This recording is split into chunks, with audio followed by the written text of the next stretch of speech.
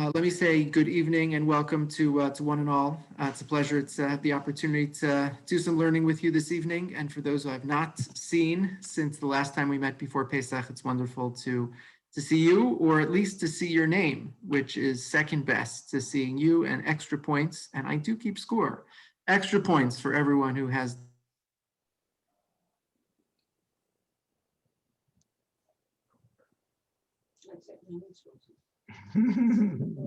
Unmute yourself, please.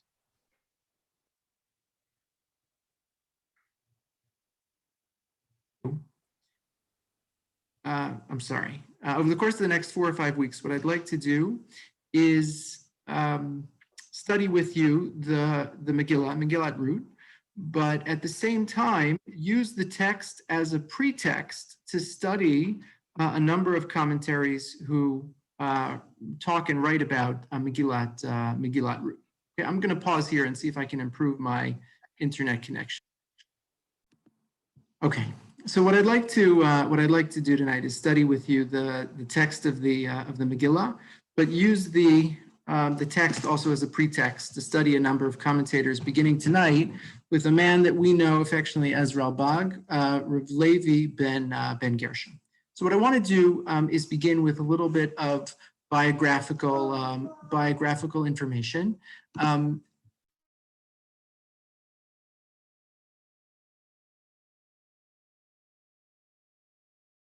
want to begin with a little bit of a biography of the Ralbag, and then jump into his commentary. So the Ralbag's life is not particularly well known to us. We know very scant details about his biography. We think he was born in about 1288 and died in 1344. So we usually flag him as a 14th century commentator. And he lived, as far as we know, for the better part of his life in Provence, which you can see from the source sheet in the map, is in southern, present-day France. He lived, we think, in a number of cities, including Avignon, and at the time, it was actually the seat of the papacy. This was a series of French popes who preferred not to live in Rome, but actually the seat of the papal states was in this region, and that made for a fascinating place for Jews to live, which is not a topic for this moment, but is nonetheless an interesting topic. So the Ralbag was a polymath, and he was a philosopher, a Talmudist, a mathematician, a physician, an astronomer, an astrologer. He made a name for himself as a Jewish philosopher first, and then in the sort of second half of his adult life, he authored a number of commentaries on Tanach, and those became more famous because principally they're more accessible. So let me just say a couple fun facts about the Ralbag. One is that he was quite a well-known astronomer. Some of his works were actually translated into Latin because people who didn't speak or read Hebrew wanted access to them. He actually discovered hundreds of years before it became accepted.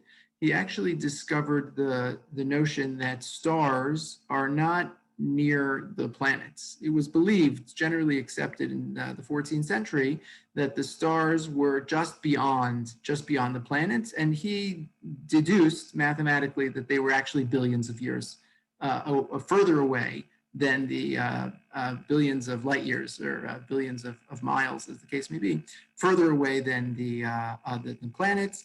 And that was considered to be quite an important discovery.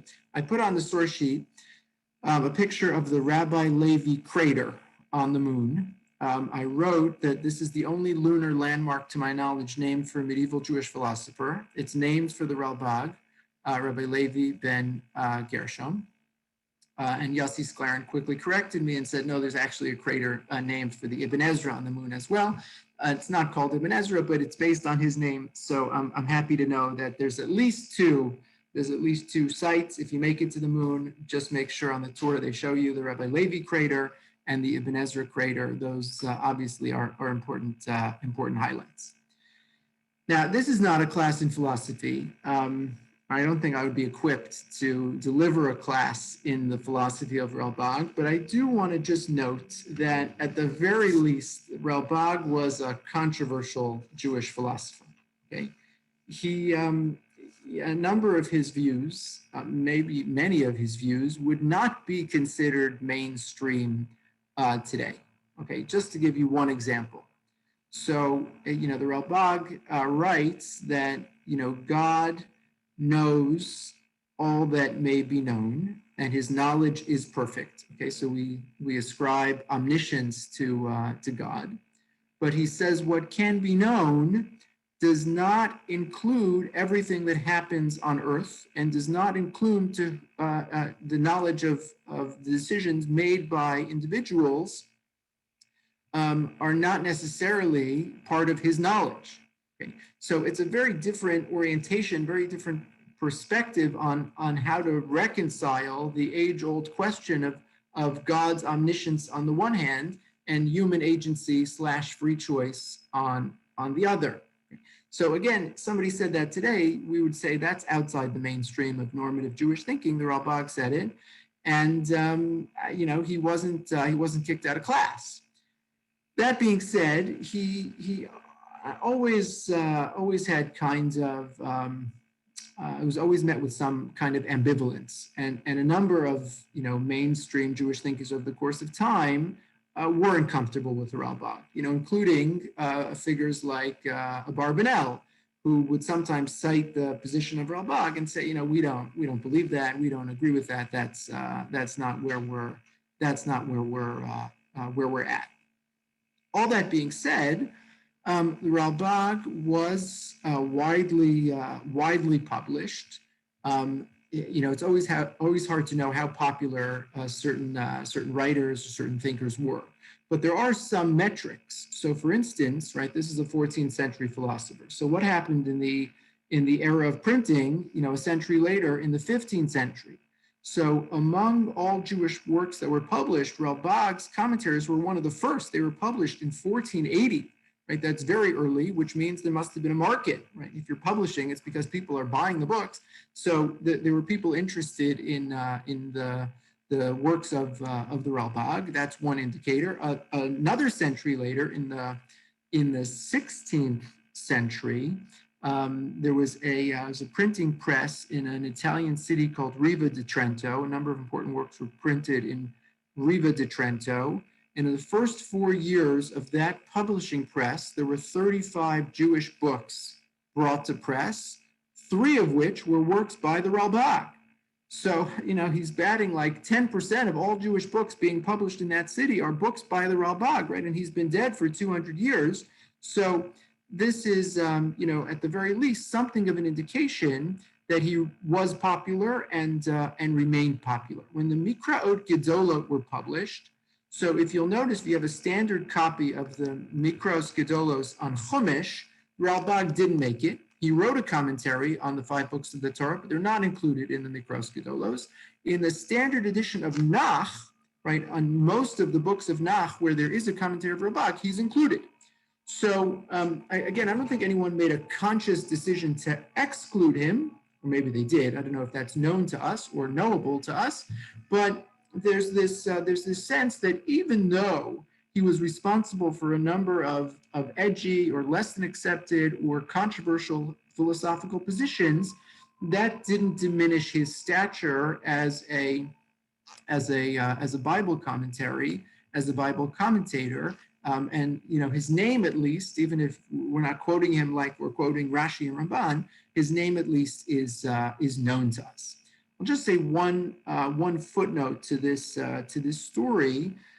The commentary of the Ralbag was reprinted in 1957 or 1958. And interestingly, Rav Moshe Feinstein wrote an approbation to the publication. So it's hard to know how much to make of an approbation.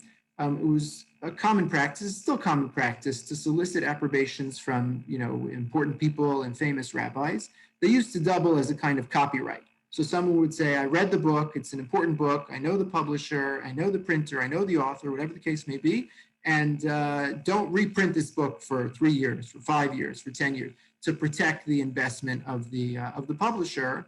Otherwise, it would discourage people from ever printing books if you knew that somebody could just, knock it off. There's not an intellectual property protection in, pre-modern times. So the Haskama doubled as a kind of copyright. But here in the middle of the 20th century, Rav Moshe Feinstein writes a Haskama to this book, and he says, yeah, I hope people buy it, and I hope people read it, and it's wonderful that people will have, more access to a new publication of Ralbag.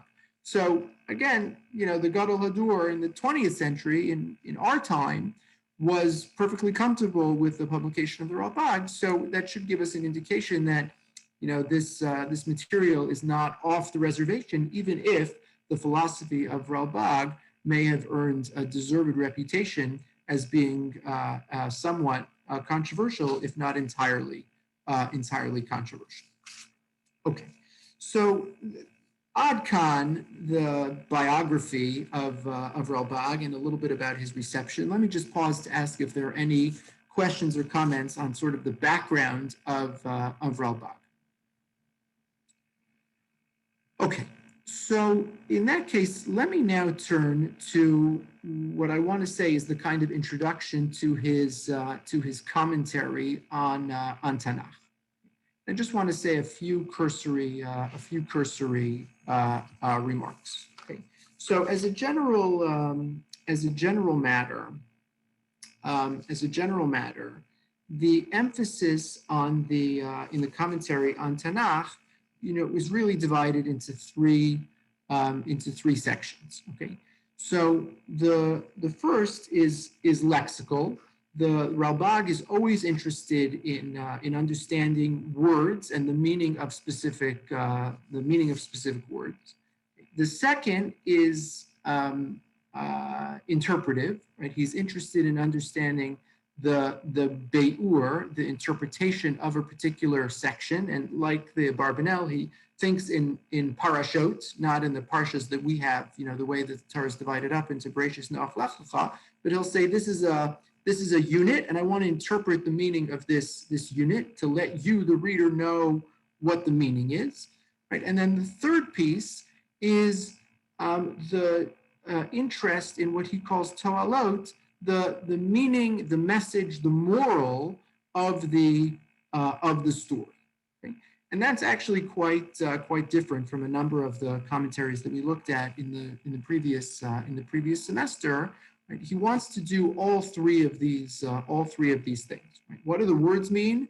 What does the parsha mean? And then what does it mean to us, morally and from the perspective of Jews trying to extract, right, some kind of deeper meaning from the text itself. Okay? And very often what he'll do is he'll work on those first two units in the text, and then sort of as an epilogue, he'll tell you about the morals that can be extracted. Okay, so let me just give you a couple of examples that come from the Megillah, and then what I want to do is work specifically on one, what I think is really interesting issue in the first chapter of the Megillah, and then hopefully, time permitting, at the end, we'll look at his epilogue to the Megillah, where he says these are the 16 moral messages that I derive from Megillah Ruth. We're not going to do all 16, but I'll give you at least some highlights so we have a flavor for what he thinks should be the takeaways, right? And it's really nice. Sometimes you read a commentary on the Megillah or on anything, you say, oh, well, it's very nice. You explain the pasuk, but what does it mean to me? So he does both, right? He'll tell you what it means, and he'll tell you what it should mean to you. Okay, so if you have the source sheet, just jump for a second to the very end of chapter 1. And again, if you tuned in late, I'm going to repost the source sheet in the chat, so you should have access to it. And at the end of the source sheet, you have the entirety of the Megillah. Okay? So, or you can pull out a Megillah or a Tanach as you wish.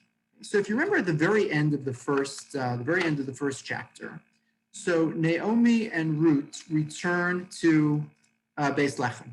Okay, so everyone, all the men in the story have died, right? Elimelech has died, and Machlon and Chil, they're all dead.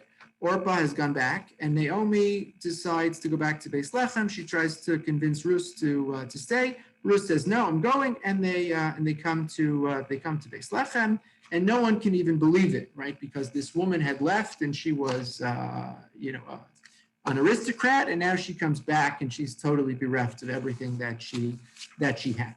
And what does she say in pasuk Chaf, or you could pick it up in pasuk Yud Tes? Vatelechna shnehem ad boana beis lachem, vahike boana beis lachem, vatehom kol hayir aleihem v'tamarna hazos Naomi. They're astounded. They see her and they can't believe this. Is that really her? Is that Naomi? And what does she say back? Vatomer aleihem al tikrena li Naomi. No, it's not me. Don't call me that anymore. It's not an accurate representation of who I am.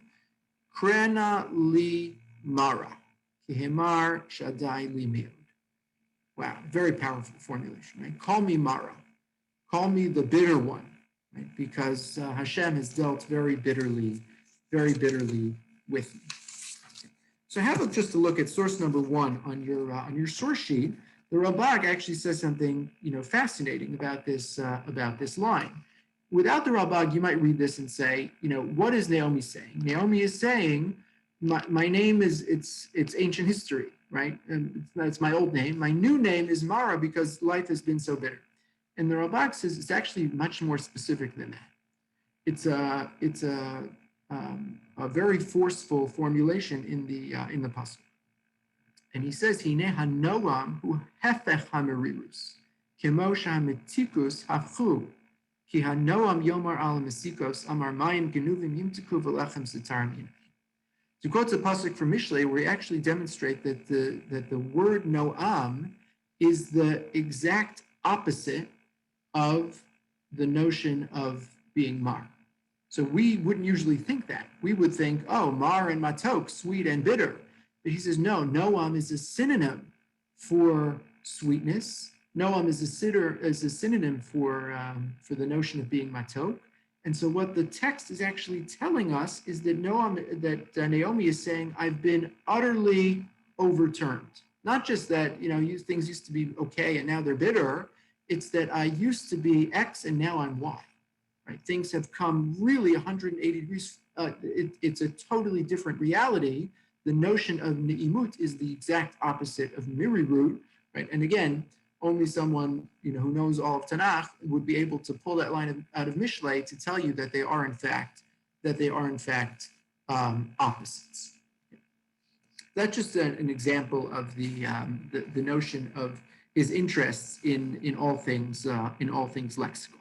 Let me give you 2 more quick examples, and then we'll bite off a bigger issue.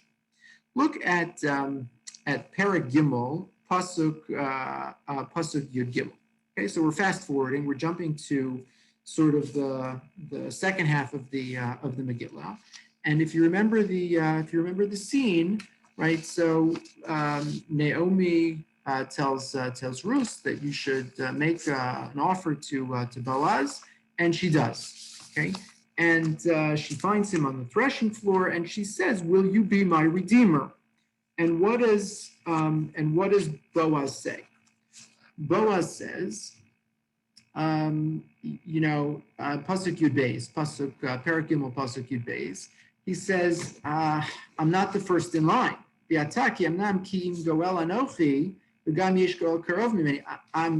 I'm not out of the running. I am a relative of yours.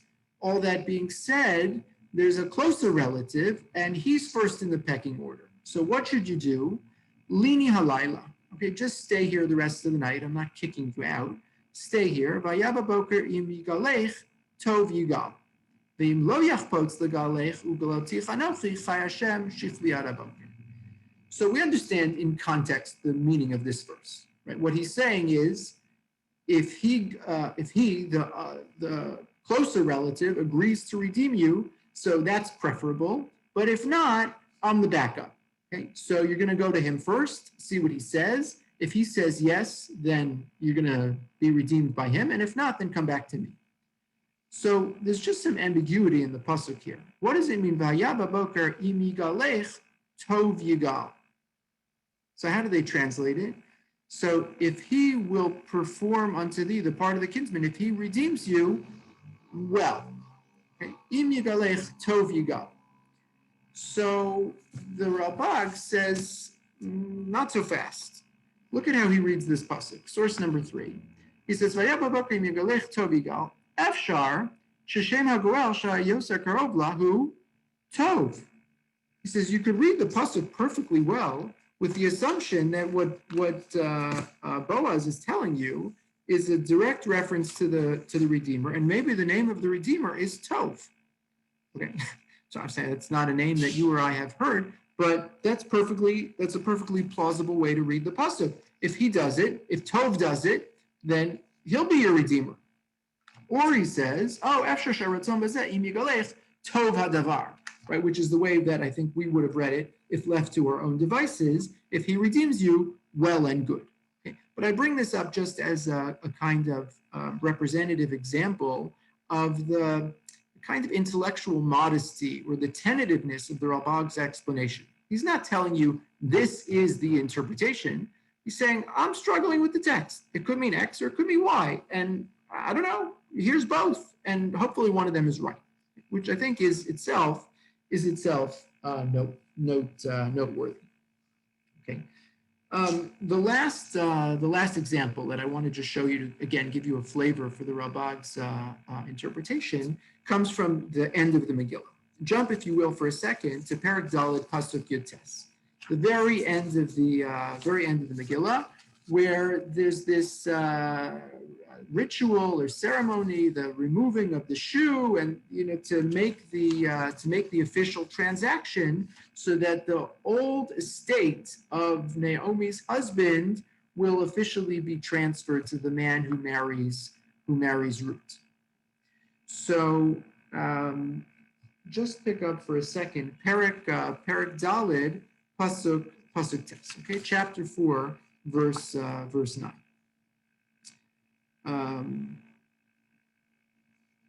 Is that right? Yeah.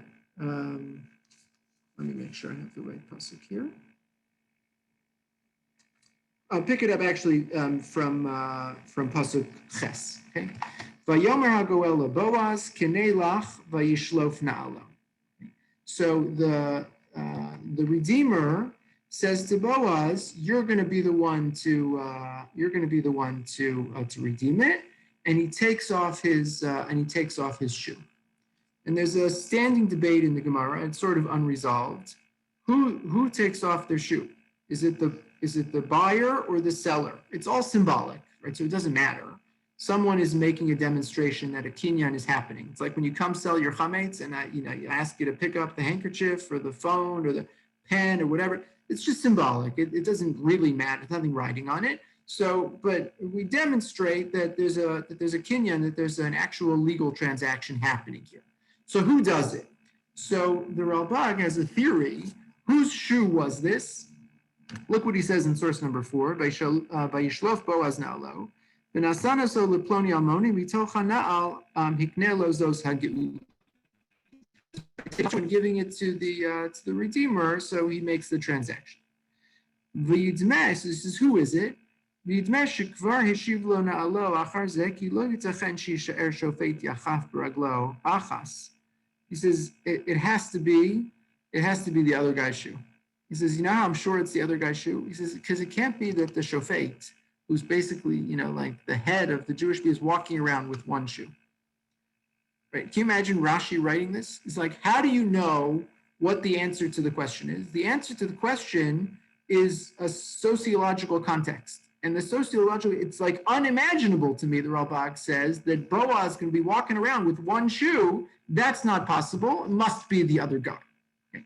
So again, a fascinating use of sociology and context to interpret the text and to tell you what he thinks the best explanation of the text actually is. Okay, so let me pause here and just ask if there are any questions or comments. And if not, then I'm happy to move on to the heart of the issue, where I want to dig into one specific issue in the first chapter of the Megillah. Okay, so the issue that I want to dig into is Ruth's conversion, and it's a pretty important matter, okay? Because at the end of the day, Ruth is the great grandmother of David HaMelech. So she darn well better be Jewish, otherwise we got a problem. So we can surmise, based on the Jewish identity of David, that she is Jewish, okay? And no one has ever, even the Israeli government wouldn't question the Jewishness of David HaMelech. But the question is, question it. You think they would question it? It's possible. They'd certainly ask for a letter with an apostille. The question is, how did it happen, and when did it happen? Okay, so it's never explicit in the text. Maybe it's not even implicit in the text. Okay, and we have to just step back and wonder about when this happened and how this happened. So let me give you a little bit of background. A Medrash, a Rashi, and a Gemara. Okay, a couple of different perspectives on the conversion of Ruth. So look at source number 5.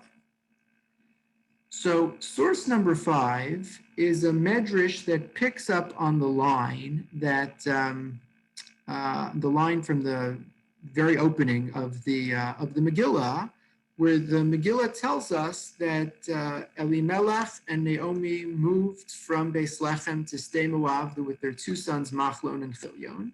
And then what does the Megillah say? This is Perek Aleph Pasuk Dalet, if you want to see it in the text. Vayisu lahem nashim Moavios. Right? They married Moabite women. And by the way, there's no censure in the text, right? There's, meaning they do die, but Elimelech married a Jewish woman and he died. He never married a Moabite woman. So there's certainly explicitly in the text, there's no censure for marrying non-Jewish women, right? It doesn't say anything about that. It says that they married these Moabite women, and very matter-of-factly, one was named Orpah, one was named Ruth, and they lived there for 10 years, and they're fine. So look at the Medrash source number 5. Vayisu lahem nashim Moavios. Tani b'shem Rabbi Meir. Lo gairum v'lo hitbilu osam. Wow. They didn't convert. They never did tefillah, right? So what are the prerequisites rabbinically, right? So how does one convert? So for a man, right, you're going to need bris milah and tefillah. For a woman, you're going to need tefillah, but it's absent, right? We never have any evidence of the of that in the text. They never go to the mikvah, right? They never go anywhere. They don't convert. They don't immerse. I'm not exactly sure what the Medrash means by that line. But the Medrash concludes by saying they were never punished, meaning that wasn't a specific issue. There was no prohibition against marrying a female Moabite. The only prohibition that was explicit in the Torah was a prohibition against marrying a Jewish woman marrying a Moabite man. Okay, so far, right, according to the Medrash, when married, Rabbi, what's that, Larry?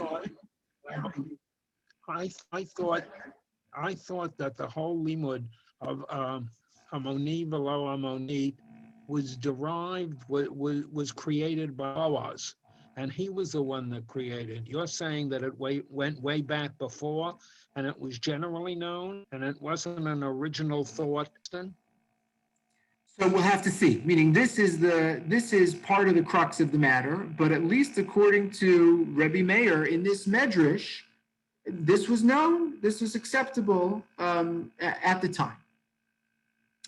Okay, so, but again, according to this Medrash, at some point you're going to have to solve the riddle. Well, when did she convert? Okay, but according to this medrash, Machlon and Chilion married non-Jewish women. Okay. Rashi, source number 6.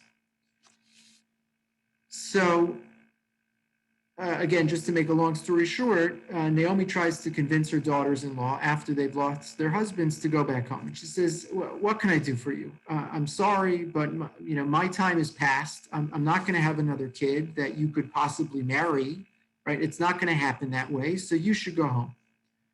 So Rashi just says, 1 second here. There's a little halachic issue we have to overcome, which is.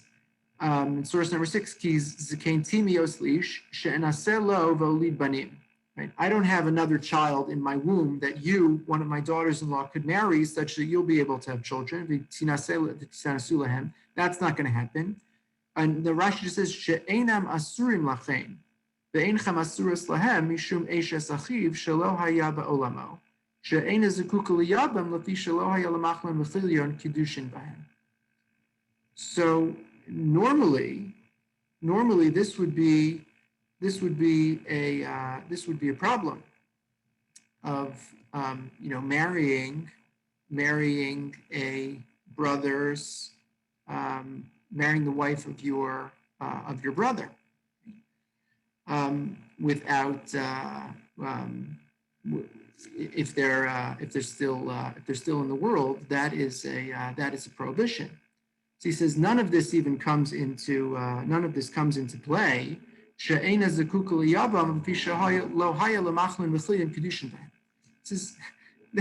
that you want to tell me about Yibum and Chalitza? None of this is relevant. None of this is relevant because Machlon and Chilion were married to non-Jews.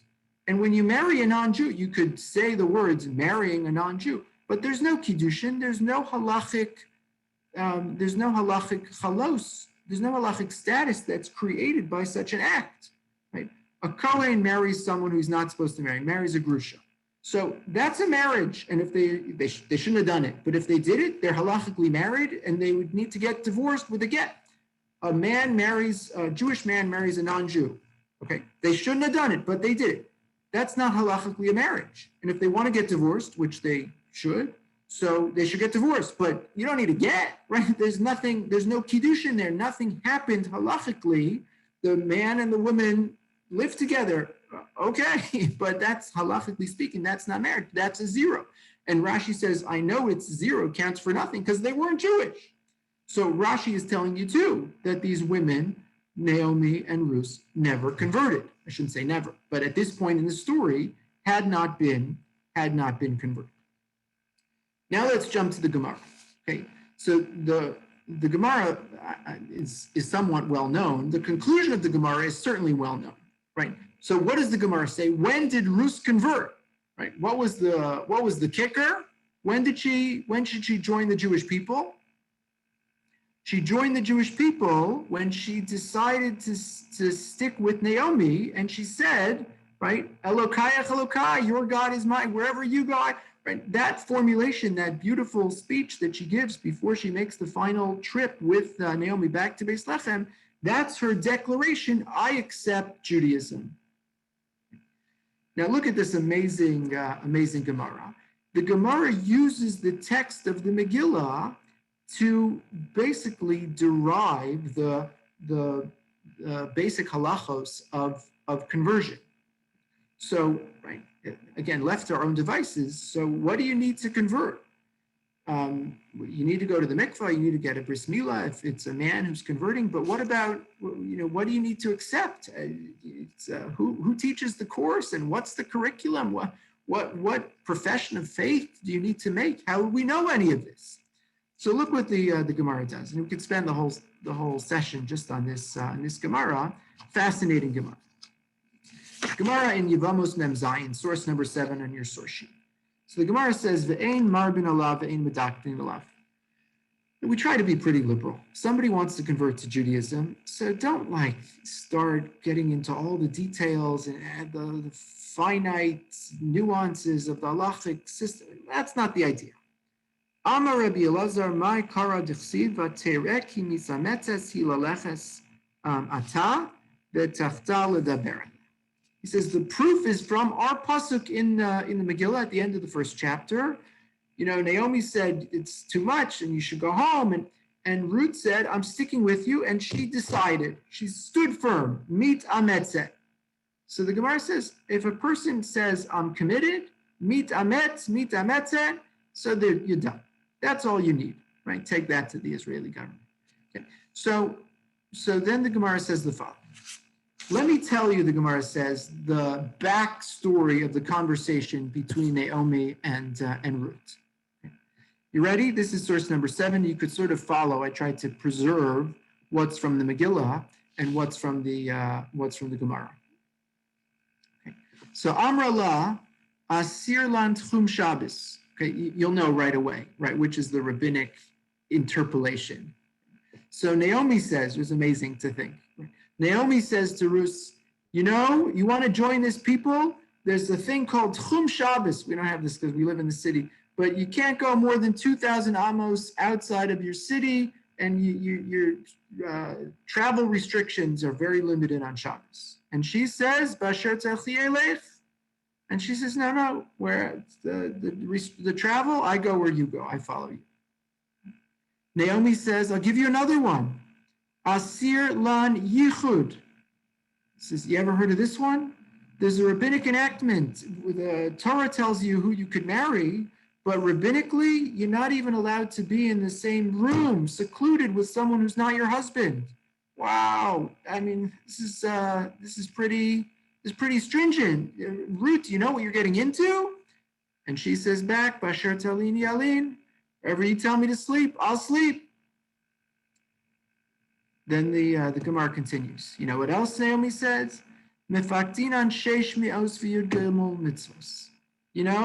613 mitzvos you're signing up for. And she says, Amechami, your nation is my nation. Whatever you sign up for, I'm good. Asir lan avodas kochavim. You join the Jewish people, you got to renounce idolatry, right? The Moabites were pagans. And she says, Elokai Elokai. I'm good with that too. Your God is my God. Arba misos nimsru lebeistin. And she says, it's not even so clear where you're going to be buried. Some people are buried in one cemetery, depending on certain capital punishments that are meted out by the court. And she says, Basher tamus amus, right? Wherever you're buried, I'm going to be buried, right? And so the Gemara uses the entirety of Ruth's speech to create the basis for the halachos of conversion. Okay. So in this rabbinic tradition, when does Ruth convert? Okay, so she's not converted at the beginning of the Megillah. When she marries Machlon, she is a Moabite, and by the end of the Megillah, we know that she's Jewish because she's marrying Boaz and becomes the great-grandmother of David. So when is that moment? End of the first chapter, when she gives this speech, and that speech becomes the basis for all of Hilchos Geros, the basis for all of the halachos that determine when and how a person converts to Judaism. Along comes the Ralbag, source number 8. And he says, no, I don't accept any of this. I have a totally different reading of the Megillah. Let me tell you how I see it. He says, V'inei yidmeh ki niskairu kishenasum machlon b'filion. He says, no, disagree. I think they were converted from the beginning of the story.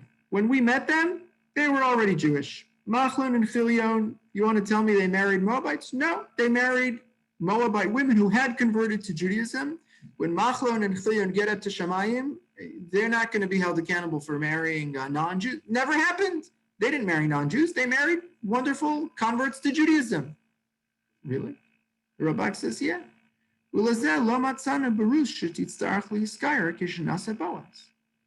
he says, just jump to the end of the story. He's like totally oblivious to this entire Gemara and to the entire end of the first chapter. He says, so the proof is in the pudding. You get to the end of the chapter, Boaz marries Ruth. Boaz never says, oh, and by the way, you have to just, convert before we go ahead with the chuppah.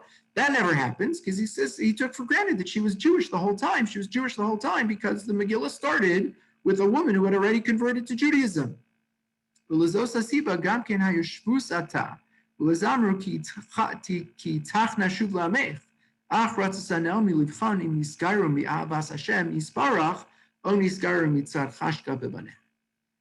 He says, what Naomi said, right? So Naomi, go back and read the first chapter. The Ralbag says, I have to answer an unstated question. According to my theory, the Ralbag says, you're going to come right back at me. You're going to say, so why did Naomi persist? Go back to your people and go back to your gods and don't come with me. And so why'd she say that? She's her Jewish daughter-in-law. She should come right back with her to the Jewish homeland. She's a member of the Jewish people. So the Ralbag says there's a middle here, and it's really fascinating. She converted, but, and again, not to make too fine a point of it, but it's like, and that was a question about her conversion. So there's a question about it. I understand she's either in or she's out. And the Ralbag says, no, it's not so simple. She converted, but Ruth was like, I'm not quite convinced that her daughter-in-law's conversion was entirely on the up and up. She was a little suspicious. She didn't know. Maybe she converted because she wanted to marry Machlon, right? Lots of people convert because they fall in love and they want to make the parents happy and they convert. But it's kind of pro forma and she didn't really believe it. So this was a test. She wants to know, right? Did you convert because you were in love with my son? Or did you convert because your heart was really in it?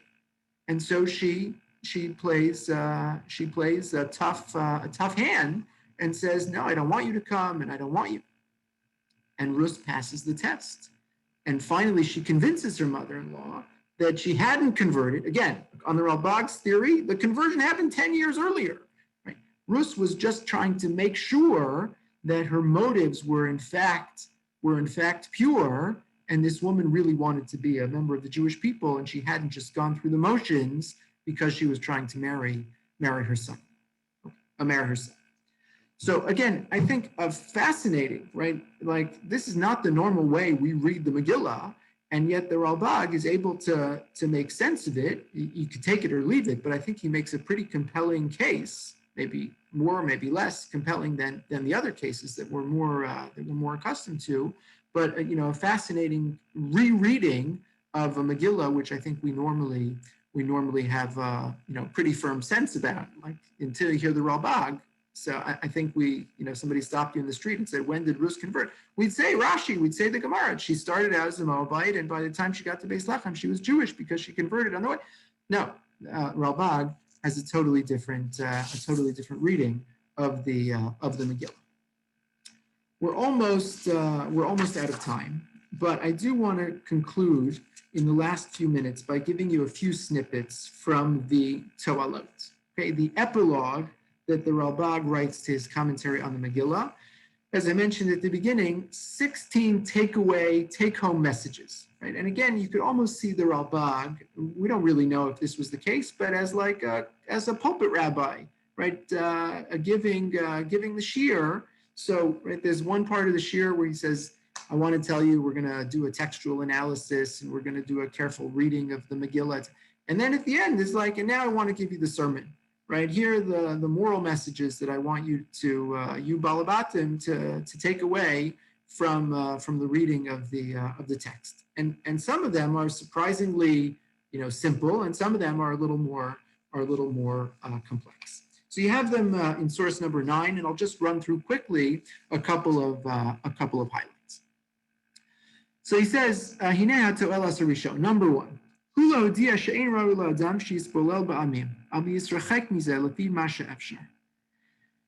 says, you live among foreign nations, and it has an effect.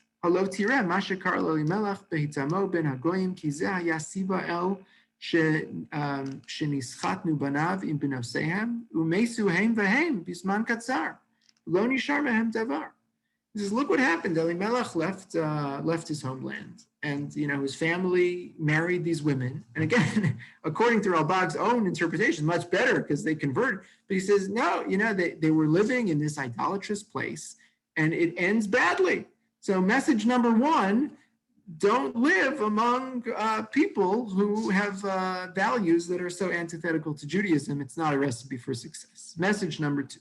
התועלת השני הוא להודיע כי מה שבא לדבק תחת כנפי השכינה, ראוי שידקדקו עמו לעמוד על כוונתו, אם הוא מתרצה בזה מלב ובנפש, בשמענו לקבלו, ואם יתחזק ויתאמץ בדעתו, זוס אין ראוי להוסיף עוד על חלקו מזה. Okay, so message number 2 comes directly from the interpretation of the gerus that we just looked at. He says you have to, if somebody wants to convert and join the Jewish people, he says you have to investigate and you have to try to get to the bottom of what's in their heart and understand their motives. He says, but the moment that you are convinced that they are sincere, that's it. You're done. Right, and just like stop the presses and let them join the Jewish people. Right, that's exactly what we see from this story.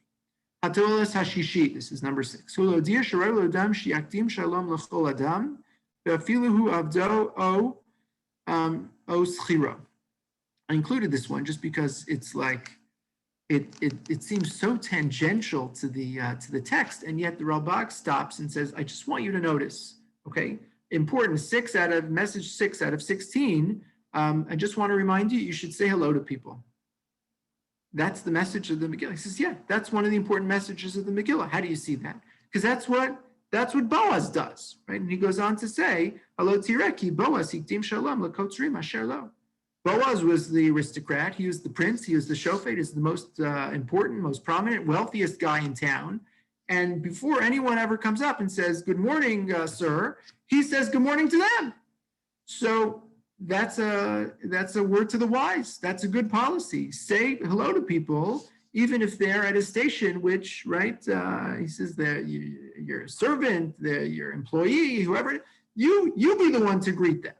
Okay? And again, I think just remarkable, noteworthy that the Ralbag would go out of his way. It seems like it's such a sidebar. The little conversation between Boaz and the coach is, there's a moral message to be extracted from that exchange. You should be nice to people and tell them hello before they greet you. Last 3 points very quickly.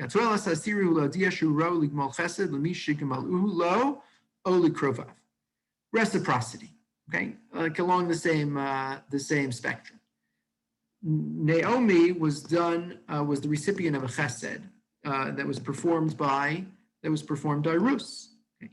So Ruth was not obligated in any way to stick with her mother-in-law, and yet she does. So what does Boaz do? Boaz returns the favor. The person who helped his relative, he now wants to turn around and help. So recognize that there is this notion of reciprocity. When someone does something nice for your friend or your relative, you do something nice. You do something generous in return. The last 2, Atolas ha-13 hu l'odia im yeh efshar sheyasig adam toeles nifla be'emtzaos poel ma yeh bo k'tzas azus hinei ein rahu sheyovan hatov hu b'nei boshes boshto b'asiyas hapol hazeh ach rahu sheyamit ha'azus bo k'fi hayecholes.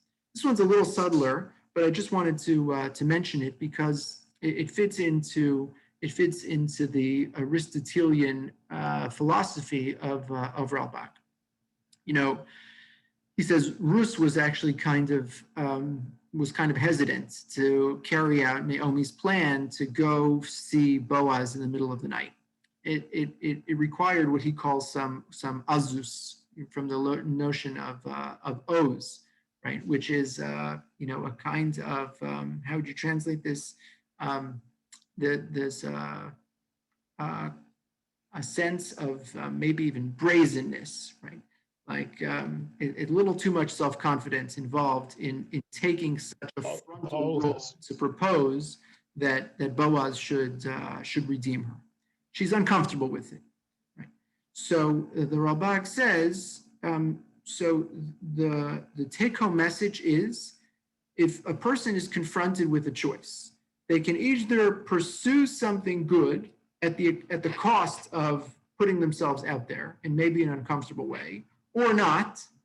He says, don't give up on pursuing that end, which is ultimately, salutary.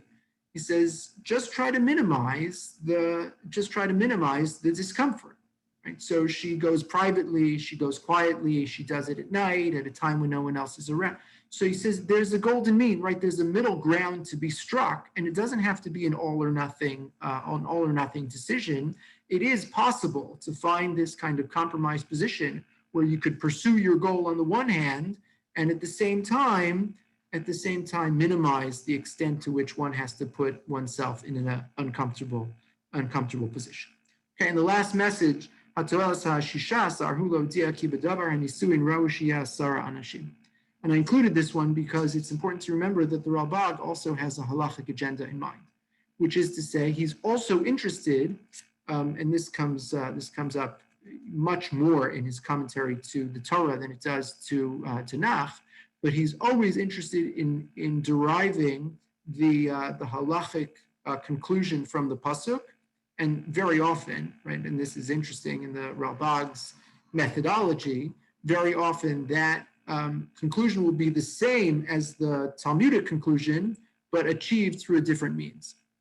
So in this case, everyone achieves it the same way, but he says, I just want you to take home the message that if you have a Jewish wedding, you have a minyan at a Jewish wedding.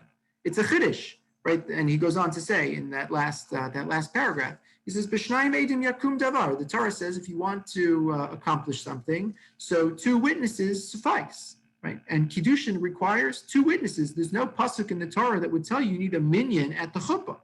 He says what you learn from the marriage of Boaz and Ruth is that you need a minyan at the chuppah, right? Because that's what the pasuk says, that Boaz designated 10 people, right, or invited 10 people to be present at the wedding. So we're out of time. I want to stop here, but in a 60-second summary, hopefully what we were able to see or get a little bit of a taste for was the Ralbag's flair for creativity and originality, his interest in words, his interest in interpretive context, and his interest in deriving the moral message from the text itself. If you have time, I encourage you to Google around Gersonides, Ralbag, Levi ben Gershon. There's so much fascinating material that you can find specifically about his philosophy. Tonight was more specifically about his commentary to Tanach, and we'll leave philosophy for people more expert in that field. But at least I hope I've whet your appetite and given you reason to pursue further study of Ralbag. Please God, we'll pick up at the same time next week. And I look forward to seeing you then. I wish everyone a wonderful evening. Thank you, Rabbi.